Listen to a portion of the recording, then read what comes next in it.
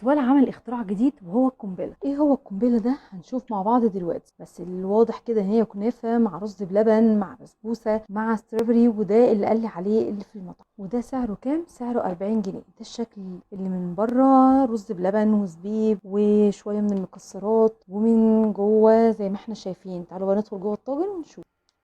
ده الشكل بتاعه، كنافه ورز بلبن، وزي ما قلت لكم صوص الاستريبري وقطعه كمان من الفراوله. يلا ندوق ونشوف. ايه ده؟ الطعم عادي خالص خالص، يعني اقل من العادي. وكمان المفروض اللي في المحل يقول لي لا تصدق، هو قال ان فيها بسبوسه وهي ما فيهاش بسبوسه، والفراوله اللي جوه مش حلوه. ومن الاخر خالص كده لو هتشوفوا من تحت اهو، دي قطع من الكيك فاضله عندهم حاطينها من تحت. بصراحه ما عجبتنيش خالص. حاسه ان اتوال بدا يعك ولا ايه بصراحه. في خزعبلات بيعملوها عشان خاطر بس يستخدموا ويعملوا اعاده تدوير لكل اللي عنده، لكن مش حلو خالص. حتى المكسرات اللي من فوق طريه جدا، مش لذيذه خالص. بجد اتصدمت.